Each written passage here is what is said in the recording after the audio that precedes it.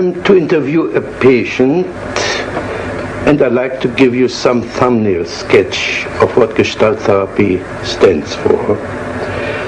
Gestalt therapy is working on an equation: awareness, equal present time, equal reality.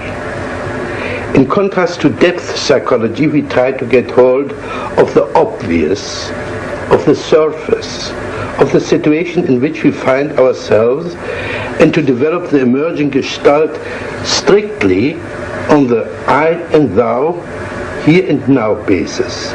Any escape into the future or the past is examined as a likely resistance against the ongoing encounter.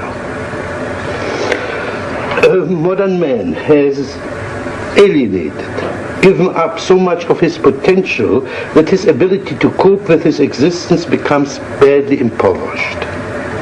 My aim is this: the patient should recover his lost potential. He should integrate the conflicting polarities, understand the difference between game playing, especially the playing of verbal games, on the one hand, and of genuine, authentic, confident behavior on the other. The civil war of inner conflicts weakens the efficiency and comfort of the patient, but every bit of integration will strengthen it. Now, in the safe emergency of the therapeutic situation, I repeat, in the safe emergency of the therapeutic situation, the patient begins to take risks and to transform his energies from manipulating the environment for support into developing greater self-support, that is, reliance on his own resources. This process is called maturation. Once the patient has learned to stand on his own feet, emotionally, intellectually, and economically, his need for therapy will collapse. He will wake up from the nightmare of his existence. The basic technique is this: not to explain things to the patient, but to provide the patient with opportunities to understand and to discover himself. For this purpose, I manipulate and frustrate the patient in such a way that he's confronting himself. In this process, he identifies with his lost potential, for instance, through assimilating his projections by acting out the alien parts of himself. Principally, I consider any interpretation to be a therapeutic mistake, as this would imply that the therapist understands the patient better than the patient himself. Takes away from the patient the chance of discovering himself by himself, and prevents him from finding out his own values and style. On the other hand, I disregard most of the content of what the patient says and concentrate most on the non-verbal level, as this is the only one which is less subject to self-deception than his verbal pseudo-self-expression. On the non-verbal level, the relevant Gestalt will always emerge and can be dealt with in the here and now.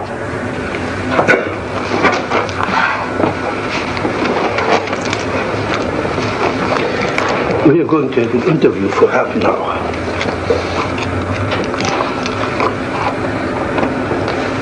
Right away, I'm scared. You say you're scared, but you're smiling. I don't understand how one can be scared and smile at the same time. And I'm also suspicious of you. I think you understand very well. I think you know that when I get scared, I laugh or I kid to cover up. But do you have stage fright? I don't know. I'm mostly aware of you. I'm afraid that you're going to have such a direct attack that you're going to get me in the corner, and I'm afraid of it. I want you to be more on my side. You say I get you in your corner, and you put your hand on your chest. Mm-hmm. Is this your corner? Well, it's like Yeah, it's like I'm afraid, you know. Where would you like to go? Can you describe the corner you like to go to? Yeah. It's back in a corner where I'm completely protected. And there you would be safe for me. Well, I know I wouldn't really. Well, but it feels safer. Yes. Imagine you were in this corner, and you're perfectly safe now. What would you do in that corner? I'd just sit. Just sit? Yes. How long would you sit? I don't know, but this is so funny as you're saying this. This reminds me of when I was a little girl. Every time I was afraid, I'd feel better sitting in a corner. Okay, you're panicky. Are you a little girl? Well, no, but it's the same feeling. Are you a little girl? This feeling reminds me of it. Are you a little girl? No. No, at last. How old are you? 30. And you're not a little girl? No. Okay. So you're a 30-year-old girl who's afraid of a guy like me. Well, I don't even know if I do know I'll be afraid of you. I get real defensive with you. Now what can I do to you? You can't do anything, but I can sure feel dumb, and I can feel stupid for not having the right answers. Now what would it do for you to feel dumb and stupid? I hate it when I'm stupid. What would it do for you to be dumb and stupid? But it put it so like this. What would it do to me if you would play dumb and stupid? It makes you all the smarter and all the higher above me. Then I really have to look up to you because you're so smart. Yeah. Oh, yeah. And butter me up right and left. No, I think you can do that all by yourself. I think the other way around. If you play dumb and stupid, you force me to be more explicit. That's been said to me before, but I don't buy it. I don't believe What are you doing with your feet now? Wiggling them. What's the joke now? Oh, I'm afraid you're going to notice everything I do. Gee. Don't you want me? I want you to help me become more relaxed, yes. I don't want to be so defensive with you. I don't like to feel so defensive.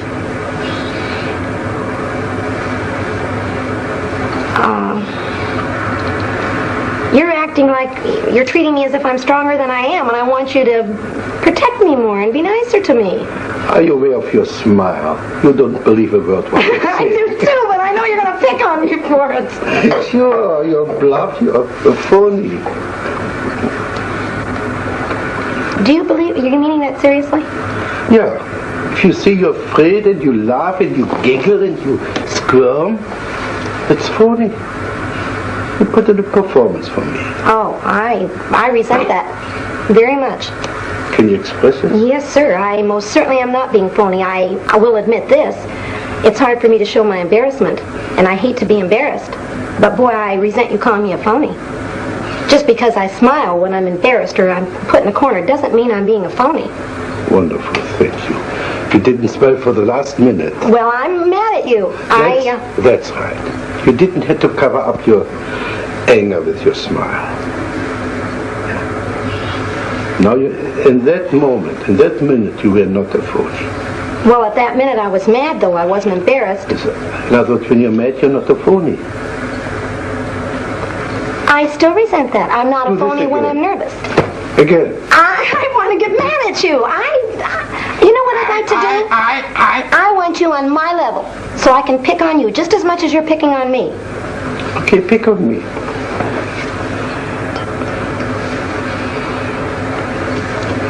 I have to wait till you say something that I can pick on. But what does this mean? Can you develop this movement?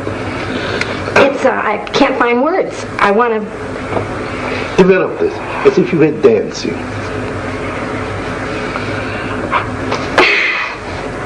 I want to start all over again with you. Okay, let's start all over. I know a corner I'd like to put you on. I'd like to ask you a question, and because I have a feeling you don't like me right off the bat, and I want to know if you do. Can you now play Fritz Perls not liking Gloria? What would he say? He'd say that she's a phony, for one. Say you are a phony. You're a phony, and you're a flip little girl, and you're a show-off. And what would Gloria answer to that? I I'd answer. I'd say, I think you are too. I know what I'd answer. I'd say, I think you are too. Now say, tell this to me. Tell me what a phony I am. Well, I'm... Say, Fritz, you're phony. Well, phony's not quite the right word, but it's more like a show-off. A show. Like you know all the answers. Yeah. And I want you to be more human, and that doesn't seem very human to me. To know all the answers is not very human. Yeah, to right away find out how I'm kicking my feet, and why am I doing like this? Why are you doing like that? Oh dear, I've got eyes, I can see you're kicking your feet. I don't need a scientific computer to see that you're kicking your feet. What's big about that? You don't need to be wise to see that you're kicking your feet. I know, but it seems like you're trying to find some reason for it. I don't. It's your imagination. Okay, I know what I'd like from you. Can I tell you what I'd like from you? Yeah. I'd like you to be aware that I'm kicking my feet, and to be aware that I'm giggling when I'm really nervous, and accept it instead of putting me on the defense of having to explain it. I don't want to have to explain why I'm doing these things. Did I ask you to explain it? You said, why am I? Or what am I doing? No. Well, what am I doing, you said. That's right, kicking your feet. I didn't ask you to explain it. It's your imagination. That's not this Fritz, it's the Fritz of your imagination. It's a big difference.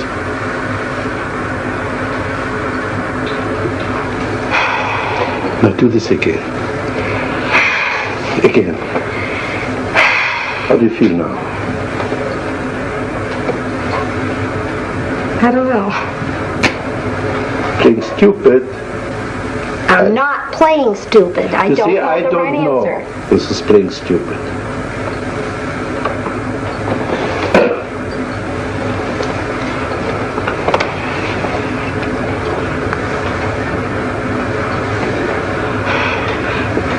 You did something with your hair there. Is by any chance something in my hair what you object to? No. No. Okay. No, but your hair and your features go along with the feeling I had about you earlier. I had a feeling I could be afraid of you. And you're the type of person that seems like you demand so much respect, and so you're... Please play, Fritz. I demand so much respect. Play this Fritz you just saw. Well, you know how smart I am. I know more about psychology than you do, Gloria. So anything I say, of course, is right. Can you say the same as Gloria? Something similar as Gloria? With the same act as Gloria. I demand respect because... I don't know. You don't No, I don't. I identify it with my father, but not me. I don't feel I demand respect. You don't demand respect. No. Sure not. As a matter of fact, I'd like more. I'd like you to respect me more. Now you see, so you demand respect. All right, yes. Yes, as a matter of fact, if I could demand respect from you, I would. But do it. Who's preventing you except yourself? Because I feel if I get myself out on the corner, you're going to let me just drown. You're not going to help me one bit, and I know that I can't quite come up to standards with you. What should I do when you're in the corner? Encourage me to come out. Ah, you don't have enough courage to come out by yourself. You need somebody pull little mamsel in distress out of a corner. Yes. So anytime you want somebody to pay attention to you, call into a corner and wait till the rescuer comes. Yes, that's exactly what I'd like. And this is what I call phony. Pardon me? This is what I call phony. Why is it phony? I'm admitting to you what I am. How is that a phony? That is a phony because it's a trick, it's a gimmick to crawl into a corner and wait there till somebody comes to your rescue. I'm admitting it. I know what I'm doing. I'm not being phony. I'm not pretending I'm so brave. I resent that. I feel like you're saying unless I come out openly and stand on my own, I'm not a phony. Baloney. I'm just as real sitting in that corner as I am out here all by myself. But you're not sitting in that corner. Well, not now.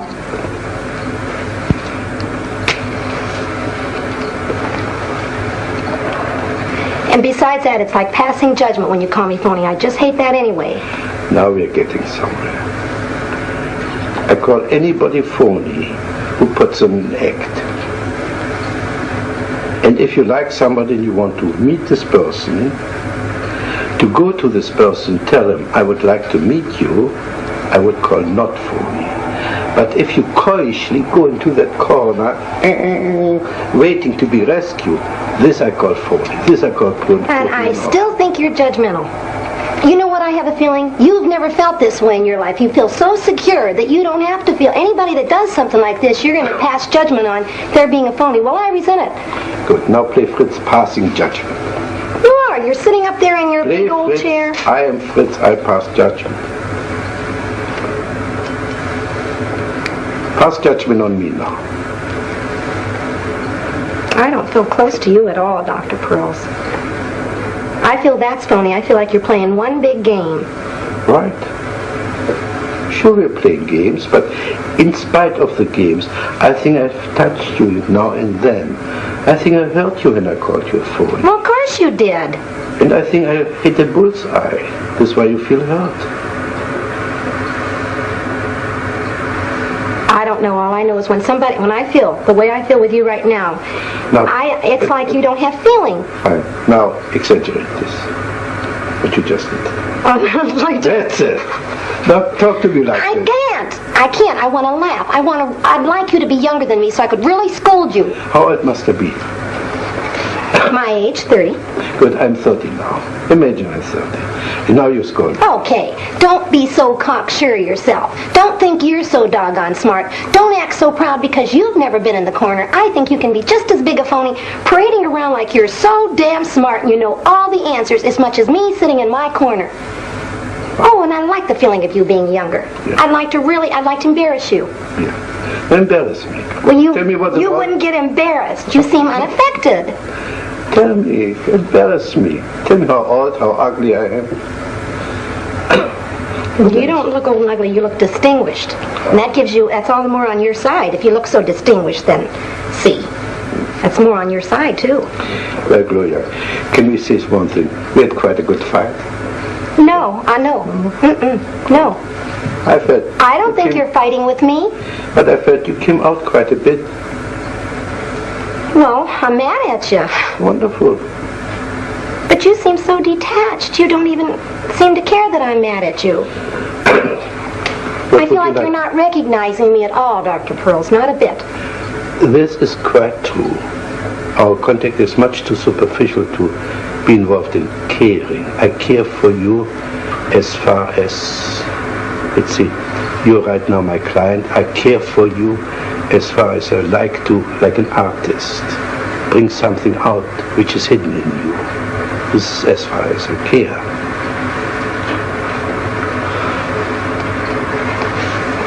Well, I'd like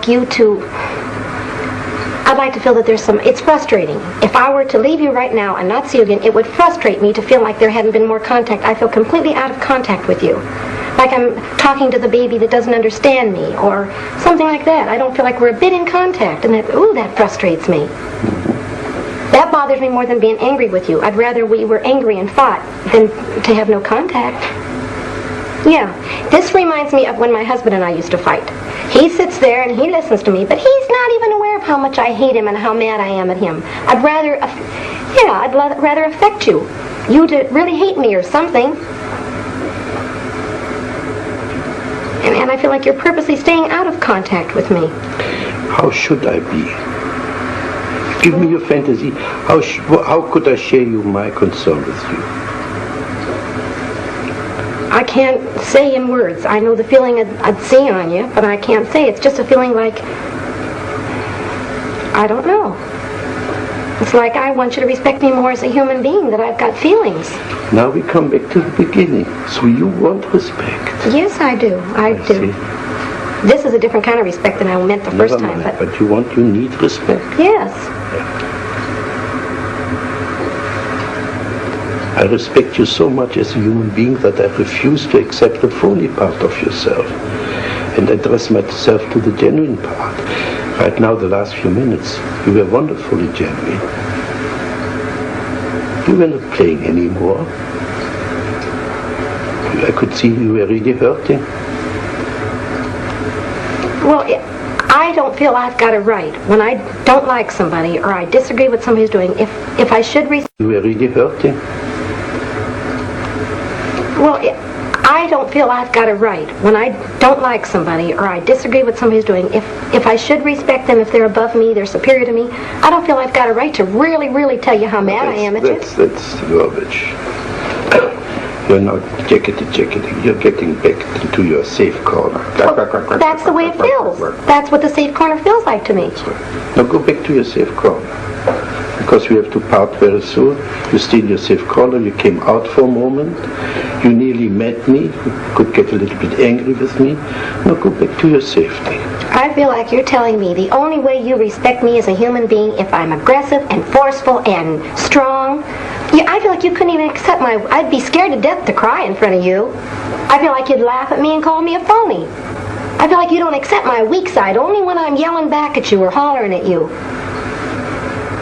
You mustn't cry in my presence. Well, I wouldn't even give you the satisfaction. Say this again. No. Say this again. I try not to. I try not to cry in front of you or show my weak spot for fear you'd jump on me again. Are you aware that your eyes are moist? I'm aware that I feel more choky, yes. I feel that... Could you choke me? Pretend, but not for real. Why not for real? Well, because I don't hate you that much. Well, you want to choke my tears back. You want me to choke you so you wouldn't cry? I'd like to, if I'd like to choke you, it would be to make you cry. I'd like to see you weak. I'd like to see you hurt and vulnerable.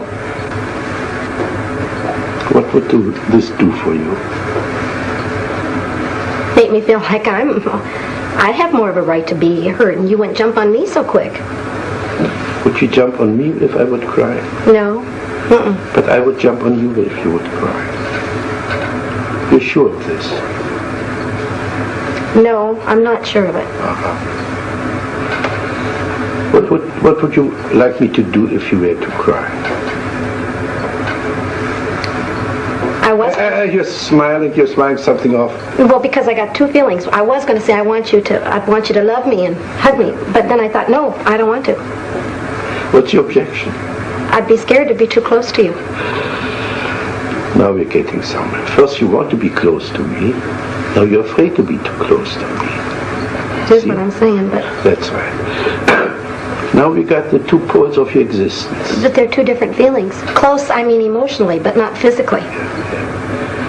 But we've got the two poles of your existence now. Either far away in a corner, or be so close that you get melt into one with the other person. And apparently you travel between the two extremes.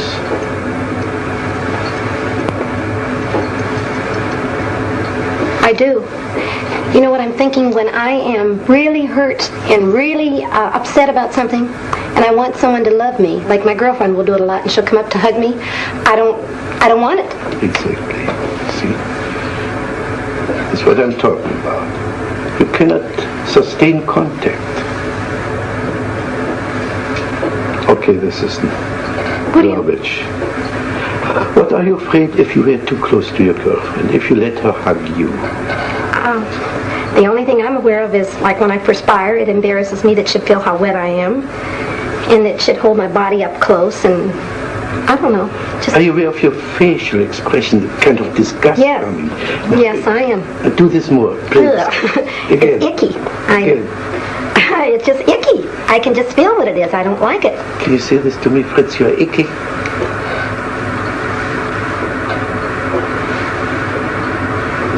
No. No? What's your difficulty? Because I feel like if you really believe me, that would hurt your feelings. Oh, you mustn't hurt my feelings. Well... I thought I was so indifferent, as you said before, that nothing could touch me. No. Now you suddenly discovered a way to touch me, isn't it? Well, you know what I believe? I believe you're the type of person sort of like me, that you act like it wouldn't hurt your feelings, but it really would. You act strong, but you're soft and vulnerable inside there too. I think your feelings could be hurt, sure. But I don't think you'd show it very easy. What would I do? How would I conceal my feelings? By turning it back on me? By saying, now, what did you get from that, Gloria? You turn the whole thing back on me instead of showing how hurt you were. Now, can you say this to Fritz? What did you get out of this, Fritz? Say this to me. What'd you get out of what? What you just said, just a sentence.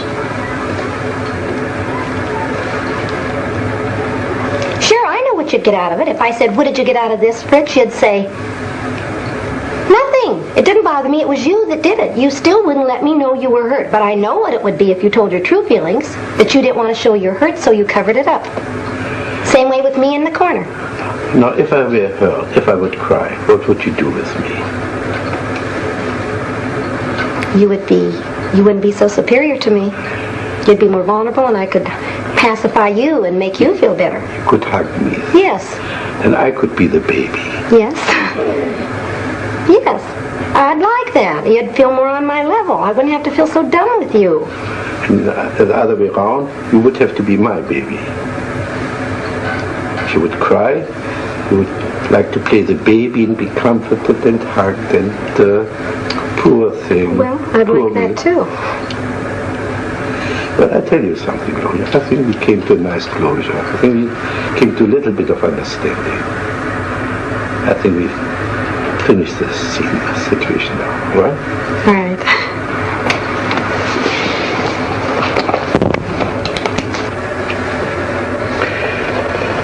The demonstration was, in my opinion, quite successful and consistent with my theoretical outlook. The avoidance of the genuine encounter manifested itself in three ways.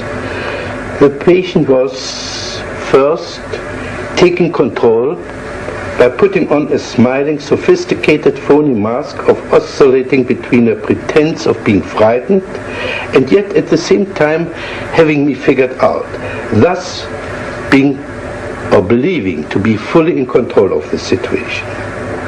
Secondly, she was withdrawing by fantasizing of hiding in a corner.